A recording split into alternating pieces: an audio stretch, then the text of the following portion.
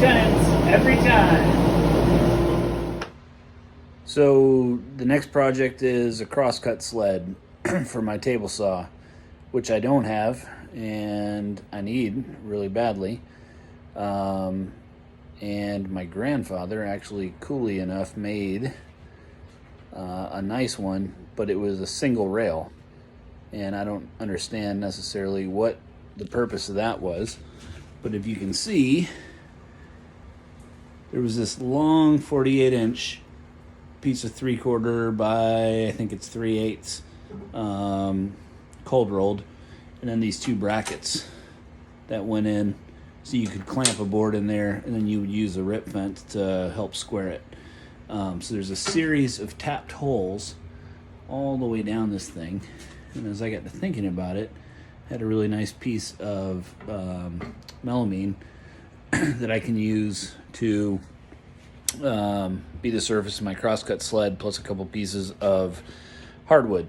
So I'm going to go ahead and start by splitting or cutting in half this 48-inch piece of bar, and I'm going to go take that and use those to put in the, obviously like a traditional crosscut sled, so they'll go in the miter gauge rails, and you will see it happen from here. All right, so you guys can see that I've got my melamine, my table saw,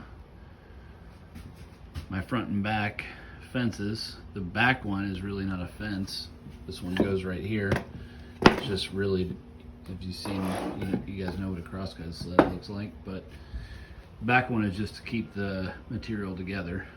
This one right here is a fence. And the biggest mistake I've seen it over and over again with people, where they try to go ahead and they try to get this one square to the piece first, which is totally not the way to do it. The easy way to do it is get your rails, which you can see my two 3/4 by 3/8 rails, in the miter gauge slots. And what I'm going to do now is take two C-clamps, C-clamp it, find my hole locations, go ahead and drill a hole in a hole, and then do the same thing on both sides in the back. Once those are set down, I can go ahead and run the entire sled through the saw, which will create a kerf. And when the kerf is in there, I can use that kerf then to use a square to figure out the exact location here and the exact location here where the fence here should be, and that's going to keep it completely square to the saw blade. So what I did when I got it all lined up, and I liked where I had the sheet centered up on the actual table saw, I just backed it out towards me. Like you saw before, it was C-clamped, and all I did then was just chase the holes that were underneath the bar through the top. I would, if I were doing this, push it all the way through and then locate those back holes on their own, just in case these miter gauge slots were somehow out of parallel or something else. I felt like if you turned it around and did the same thing on the front, even though it's easier so you don't have to work around the motor, then you could risk getting it out of parallel. So now I'm just going to go in the back, and right here and right here, I'm going to go ahead and chase the holes from the bottom under those miter gauge bars and screw it down in the bottom. All right, so now I'm getting ready to rip the thing through. I've got everything mounted. One correction is I actually figured out I was better on squaring it up or making it parallel when I did flip the sled around, so that from the front end of the saw, I used that as the reference point to put the two holes through, so that I could bolt the sled down to the tracks. Right here I've got the outfeed side rail, and the only thing that this does is keep the entire board together and straight, because you're going to have a piece missing here once you curve through here and make a cut. I'm going to go ahead and alleviate some of this curve or some of this around the kerf after I make the cut and screw this down, so that when I've got a blade at a 45 or a dado stack or something else, I can I'm just not tearing through this. So anyways, you can see what I did was I left a area and I said don't screw here, because a zero clearance would be right here, a dado stack could go from here to here, and at a 45 it could go over to here. So I want to make sure I don't have screws that are from the sled into the back that are anywhere interfering with the blade. All right, here we are back for the table saw crosscut sled. So I'll go back over a couple pieces of this along the way for things that once I edit this together that I think I can show a little better. But where I'm at right now is I took and I modified. I've got everything clamped up right now, so I'm going to unclamp this while you guys are watching. And this right here is the back fence for the miter gauge. In other words, the part of the miter gauge or the crosscut sled that I'll hold the material against while I'm making a crosscut or a dado or whatever I'm using it for. Okay, so to show you what's up, this right here, this overall piece was what I had mounted to the crosscut sled's flipped over right now, but this is what was mounted to the crosscut sled. What I decided was if I were to have the blade up a little bit higher than this, like right now when I cut through, I only cut through an inch. But there is a chance that for like a crosscut that I might have that blade up to a height of like 2 inches or 2 1/4 or something else. Well, if that were the case, what I'm starting to do is compromise the entire strength of this, right? Because that kerf is going to come up really high, and that could create like flex, right? And especially because that saw kerf goes all the way through the base of the crosscut sled. So what I did was I ended up planing a piece of maple down to the same thickness as this, and then I literally just glued it together, okay? I don't want all this way up in the air, so right here where you can see this initial bandsaw mark, I'm gonna go ahead and cut this, round it over a little bit, and that's kind of like the next shape that you'll come back to see. And then also right here, this part of it is like 3 3/8 or something in thickness. And when I try to hold my hand over that, like if I were to be, say like I was dadoing out rabbits right there, if I'm trying to hold that down, I've got, like my hand is really, really stretched out trying to hold that down. And I think a little bit too much. So if I look at the original miter gauge for this, this overall height right here, it's comfortable to hold down, hold my hand over. Sometimes I clamp a block to this to make it a little bit taller, but that's much more comfortable. This right here is like about 2 1/4. So what I'm gonna do is come along here and I'm gonna rip this down maybe about 2 1/2, take away about 1 inch of material over this, and then I'm gonna go ahead and transition it up, bring it up this way and bring it back down. The only thing once I do that that'll be left to do is in this area, I'm gonna go ahead and route out like a square so that I can take a replaceable insert and put it in place. So if I'm doing just a single crosscut, I'll have the original kerf, just a single kerf going through this as well. If I'm doing a dado, then I can take that insert out, stick it in, and have zero clearance for a dado or for a 45. So no matter what happens, I'm going to do the same thing to the other side of the crosscut sled. I'm going to make basically a replaceable insert, just like a throat plate, to put in there. Most of these that I've seen have like a safety. I took like a piece of 3x3 oak, planed that down, glued that together as well, and then I'll paint that up red or something. Or I've seen people that say like danger, death, whatever, don't cut here or whatever, and that's like, so as you push this in, you have a stopping point. I'm trying to think also of a way that I could have like a temporary stop where I could fasten it to the sled, maybe use like a furniture bolt, and then have a piece of threaded rod that comes back, and then as it hits the rail of the rip fence, it stops the crosscut sled at a maximum, so I couldn't push it all the way through and past the blade and then screw up any of this or hurt these guys. All right, so I'm going to go ahead and make any changes to this as far as making that shape. I'm going to rip this, create a curve, cut that on the bandsaw, make it look nice, and then I'm going to fasten it back down to here. All right, so we're back. I just finished cleaning this part up. This is the back fence. It doesn't look great right now, but you can see I profiled it. I cut it down like I was talking about. I ended up leaving this about like 2 3/8, and then I ended up cutting this backstop down quite a bit. So even if I bring this kerf up higher, I still have a substantial amount of wood right in front of me. And that's going to help with any kind of deflection or flexing or anything else. Just think about like if you were cutting through a tree branch with a chainsaw, right? And as soon as that branch starts to buckle downwards, what happens? Like the blade binds and everything else. I don't think that's going to happen on a table saw.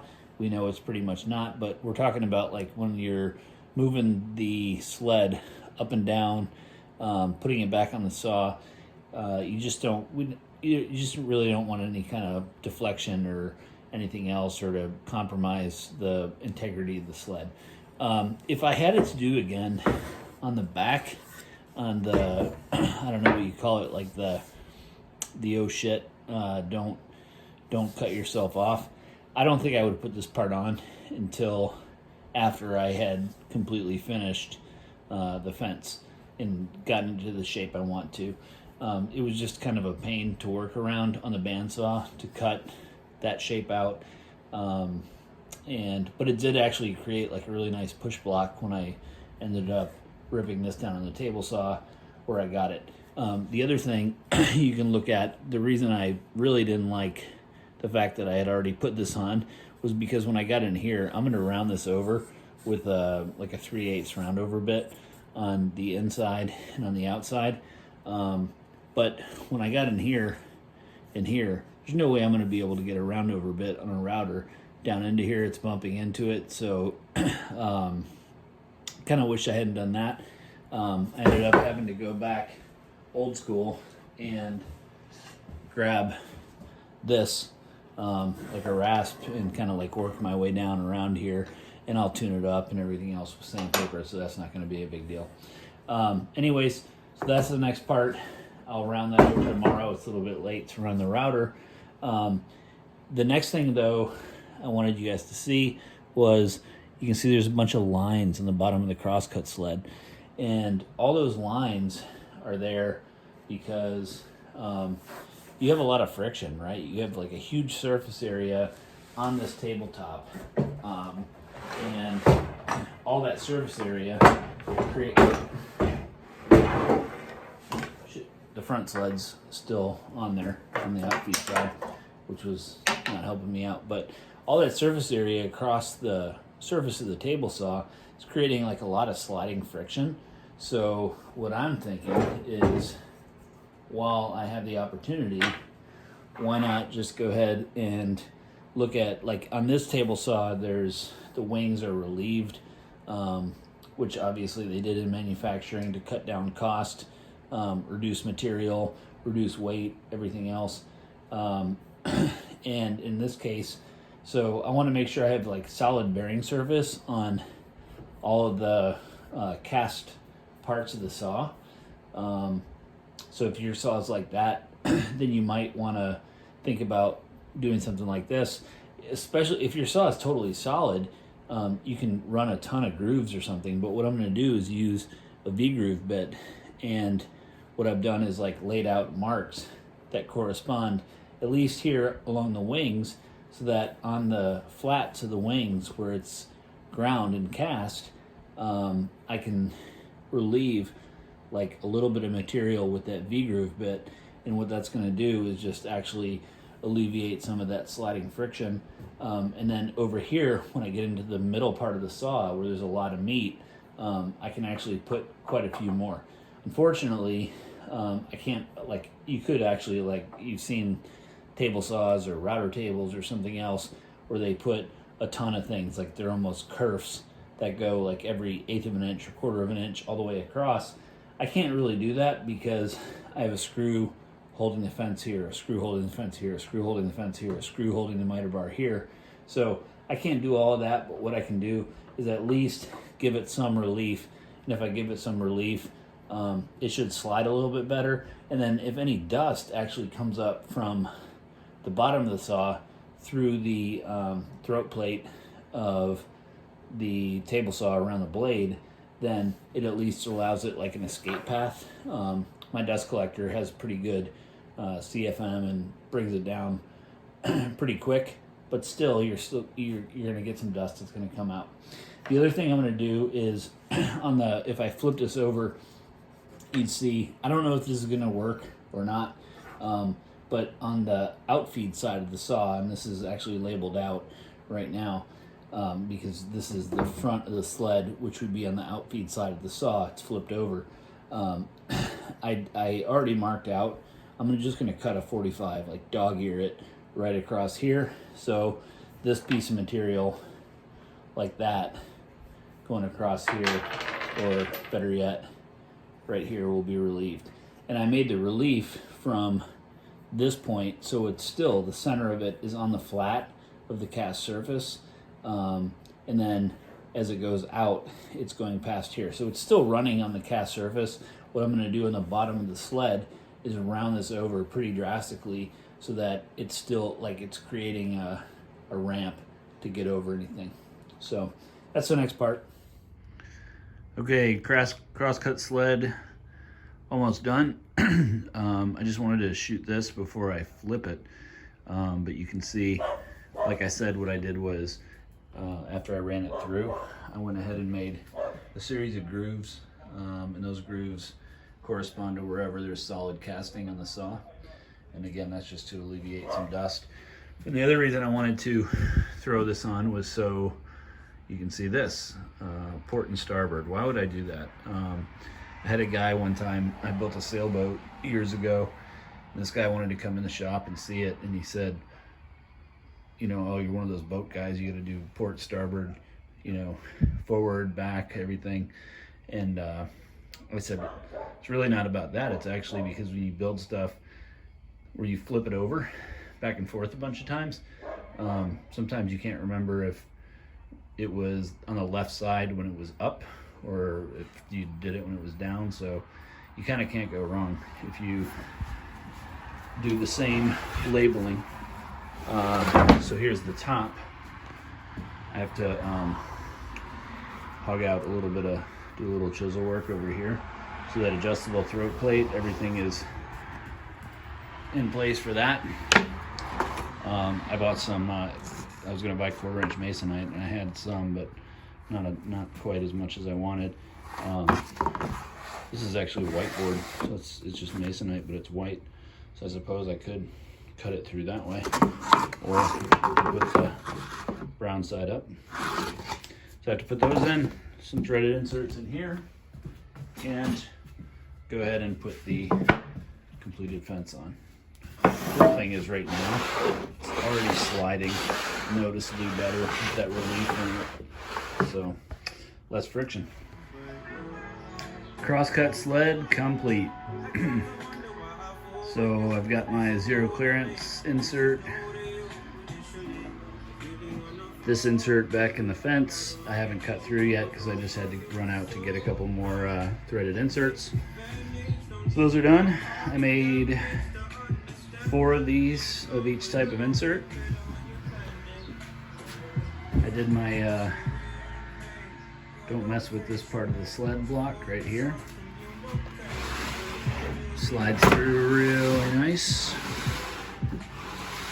So pretty happy. About to run the dado up right through here and see how it does.